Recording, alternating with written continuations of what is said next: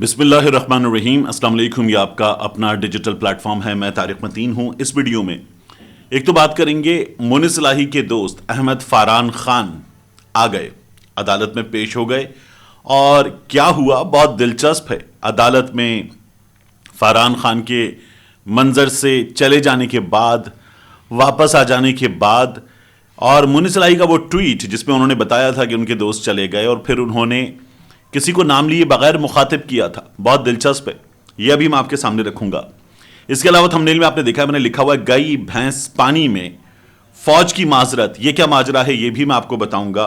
और इस वक्त हम सोमालिया से भी नीचे जा चुके हैं, ये सिचुएशन भी आपके सामने रखेंगे। सबसे पहले बात, मोनिस इलाही को दी जाने वाली धमकी की। मोनिस इलाही के दोस्त अहमद फरहान खान जो उठा लिए गए थे बकौल मोनिस इलाही के, और उन्होंने ट्वीट करके बताया कि 2 काली वीगो में उनके दोस्त को उठा लिया गया।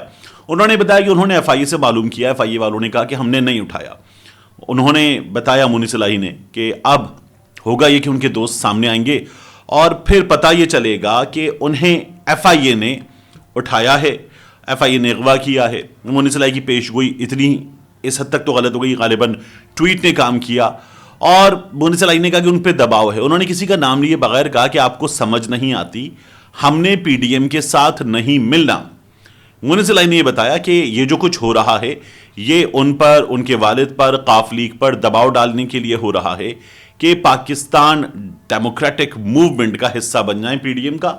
लेकिन उन्होंने कहा कि वो पीडीएम के साथ मिलना नहीं चाहते। अब मोनिस इलाही के वो दोस्त अदालत में पेश किए गए और उन्होंने अदालत में क्या बताया ये बहुत दिलचस्प है। जस्टिस आलिया नीलम की अदालत में उनको पेश किया गया। उन्होंने कहा मैं रात को घर पहुंच गया था। उनसे पूछा गया कि आपके सर पर जख्म के निशान कैसे हैं। उन्होंने कहा कि अभी आते हुए गाड़ी का दरवाजा लगा है जिसकी वजह से जख्म आया है। और मोनिस इलाही का दावा तो मैंने आपको बता दिया। अब मैं कुछ लोगों से बात कर चुका हूं इस मामले में। मैंने पूछा मुख्तलिफ जगहों पर मुख्तलिफ लोगों से कि क्या हुआ था अहमद फरहान के साथ, ये कहाँ गए, कैसे गए, क्या हुआ। तो उन्होंने बताया कि इनको पुलिस ने नहीं उठाया था, इनको एफआईए ने भी नहीं उठाया था। तो मैंने कहा ये अगवा हुए थे तो क्या कोई तावान वगैरह मांगा गया और जिसके बाद छोड़ दी गए।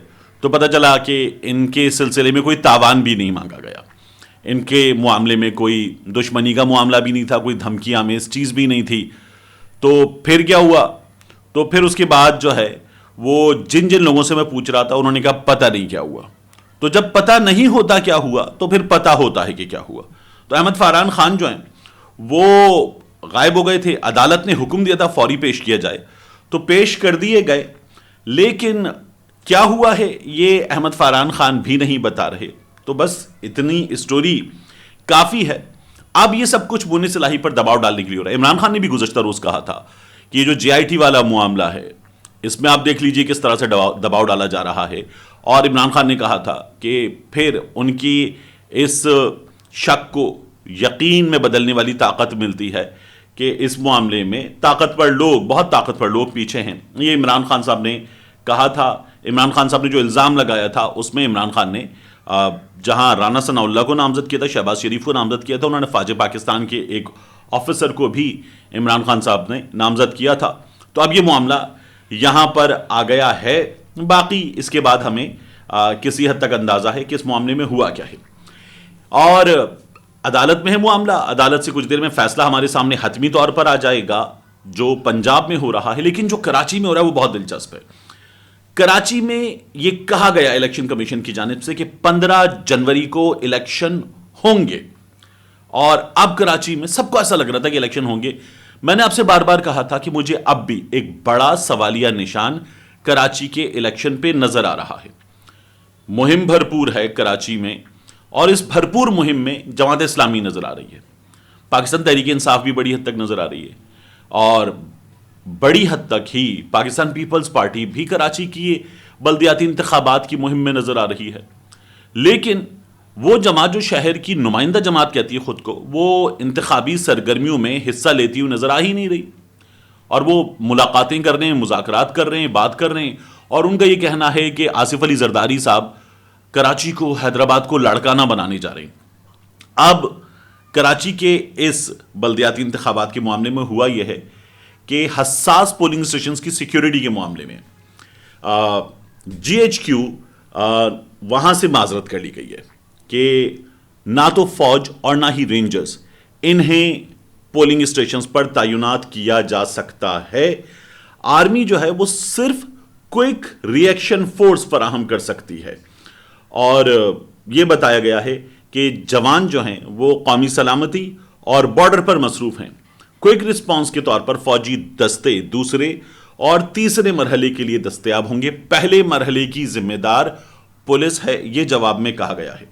اس کے بعد دوسرا کام کیا ہوا ہے؟ دوسرا کام یہ ہوا ہے کہ آپ دیکھیے ایم کیو ایم وہ بھی عدالت میں ہے اس معاملے پر, اور ایم کیو ایم نے یہ کہا ہے کہ انتخابات روکے جائیں سندھ ہائی کورٹ میں اور اسٹے آرڈر دے دیا جائے. اب Sindh high court M Q M کے وکیل کی درخواست پر کل فیصلہ کرنے جا رہی ہے. انہی حالات میں بانی M Q M Altaf Hussain وہ کراچی کے عوام سے بلدیاتی الیکشن کے بوائیکاٹ کی اپیل کر چکے ہیں, اور سوشل میڈیا پر الطاف حسین اور ایم کیو ایم لندن کے چاہنے والے یہ کہہ رہے ہیں کہ الطاف حسین کا بوائیکاٹ جیتے گا کراچی میں. نہ جماعت جیتے گی, نہ پی ٹی آئی جیتے گی, نہ پیپلز پارٹی, نہ ایم کیو ایم پاکستان, بلکہ الطاف حسین کا بوائیکاٹ کراچی میں جیتے گا. اس کا مطلب ہے کہ M Q M Pakistan Karachi کے بلدیاتی انتخابات میں بالکل فارغ, یہ اس کا مطلب ہے. تو ایم کیو ایم تو کسی بھی صورت میں یہ نہیں کروا پائے گی. اب آپ دیکھیے کہ ان حالات میں کراچی کے بلدیاتی انتخابات ہوں گے یا نہیں ہوں گے, اس سوال کا جواب آپ کو ڈھونڈنا ہو تو آپ کو اس سوال کا جواب کچھ 80% تو ملتا ہے کہ بلدیاتی انتخابات کراچی میں اب بھی نہیں ہونے جا رہے. یہ میں مسلسل ملتوی ہوتے ہوئے دیکھ رہا ہوں. انتخابات ہو رہے ہیں, انتخابات کی ایک ویو آتی ہے, ایک مہم چلتی ہے, اور اس کے بعد یہ انتخابات آگے بڑھ جاتے ہیں. کبھی انتخابات سیلاب کے نام پر آگے بڑھے ہیں, پھر اس کے بعد سیلاب کے بعد کے حالات سے نمٹنے کے نام پر آگے بڑھے ہیں, پھر اس کے بعد یہ انتخابات جو ہیں وہ آگے بڑھے ہیں کہ ابھی حلقہ بندیوں کے مسائل ہیں, دیگر مسائل ہیں. اب ایک اور مسئلہ آ گیا ہے, اور ایم کیو ایم اپنی جگہ ہے, فوج نے بھی معذرت کر لی ہے. تو مجھے لگتا ہے کہ گئی بھینس پانی میں, جن کی تیاری ہے وہ ابھی ہاتھ پر ہاتھ رکھ کے بیٹھیں اور ابھی انتظار کریں. کراچی کے بلدیاتی انتخابات اب بھی مجھے ہوتے ہوئے نظر نہیں آ رہے. ہو جائیں گے بہترین, اچھی بات ہے, لیکن ہوتے ہوئے نظر نہیں آ رہے. اب آپ کو ایک اور چیز بتائیں, آپ نے آج کے اگر اخبارات دیکھیں تو آپ یہ دیکھیے کہ ہماری حکومت جو اس وقت یہ بتا رہی ہے کہ بدترین معاشی حالات ہیں, ہماری حکومت جو یہ بتا رہی ہے کہ پیسے نہیں ہیں, ہماری حکومت جو یہ بتا رہی ہے کہ اس وقت ہم نے دنیا کے آگے جا کر کشکول پھیلایا ہے اور ان سے مدد کی درخواست کی تھی, دنیا نے ہماری مدد کی ہے, ہم نے پیسے مانگے دنیا سے. اب اس حکومت نے قومی اخبارات میں گزشتہ روز بھی, اب بھی, اور جو ڈیجیٹل میڈیا پلیٹ فارمز ہیں وہاں پر تو مسلسل اشتہارات دیے جا رہے ہیں. ان اشتہارات میں یہ بتایا ہے کہ بڑے پیسے جمع ہو گئے. کل تک یہ 10 ارب ڈالر ہو گئے تھے, آج پھر 9 ارب ڈالر سے زائد امداد ہے, اور اس میں پھر Islamic development bank, world bank, سعودی عرب, تمام آدھے پیش کے اشتہارات انگلش اخبارات میں بھی اردو اخبارات میں بھی بھر کے دیے گئے ہیں. ٹھیک ٹھاک پیسہ حکومت اس وقت میڈیا پر لگا رہی ہے. اس لیے آپ کو حکومت کی جانب سے کی گئی زیادتیاں میڈیا پر نظر نہیں آ رہی ہیں, ورنہ ہو کیا رہا ہے. اوگرا نے گیس 74% مہنگی کرنے کی منظوری دے دی. 74%.